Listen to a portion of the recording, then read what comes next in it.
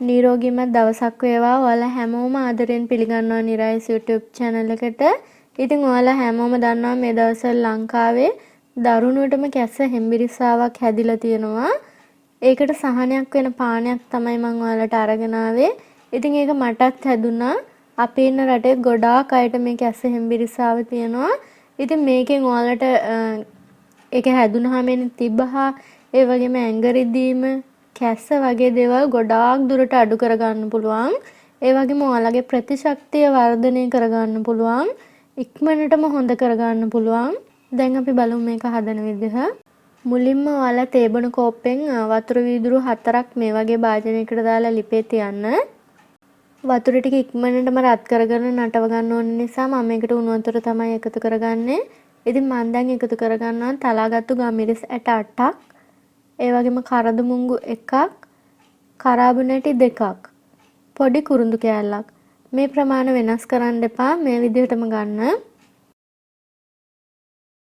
කහකුඩු තේ හැන්දෙන් 8න් එකක් අරගෙන දාගෙන තියෙනවා. ඉතින් ගොඩක් දාගන්න එපා. ඔයාලට තේ හැන්දෙන් 8න් එකක් කියන්නේ තේ හැන්දේ යන්තම් අගිසට අහු වෙන චුට්ටක් අරගෙන දාගන්න. මේ වගේ අඟල් දෙකක විතර ඉඟුරු කෑල්ලක් සෝදලා සුද්ධ කරන්න. පොඩ්ඩක් පොත් අරින්න. ඊට පස්සේ හොඳට තලාගෙන එන්න. ඒකෙන් මේස හැන්දි 2.5 3ක් වගේ මේ වතුර එකට එකතු කරගන්න ඕනේ. ඉතින් මේ ප්‍රමාණය මම අද හදාගන්නේ මුළු දවසටම.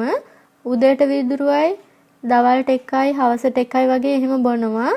අනිත් එක තමයි පැය 4න් 4 වගේ බොන්නත් පුළුවන්. කැස්ස හැදෙන වෙලාවට ඔයාලට මේකෙන් ටික රත් කරලා අරගෙන බොන්න පුළුවන්. මේ කැස්ස හෙම්බිරිස්සාව මීට දවස් 3-4කට කලින් මටත් හැදුනා. ඉතින් මට නම් හැදුන ගමන් මම මේ වගේ පානයක් හදලා ඒක මම කෝප් එක දාලා තියාගෙන දවසට 4 පාරක් බොනවා. ඉතින් ඒක ගොඩාක් ලොකු සහනයක් වෙනවා. ඉක්මනටම හොඳ වෙනවා. මම කියනවා ඔයාලටත් හදලා බලන්න කියලා. ඉඟුරු ටික එකතු කරාට පස්සේ මම මේක පියනෙන් වහලා තියනවා. විනාඩි 2යි නටව ගන්න ඕනේ. ඊට වඩා වැඩි වෙලාවක් තියලා තියන්න එපා.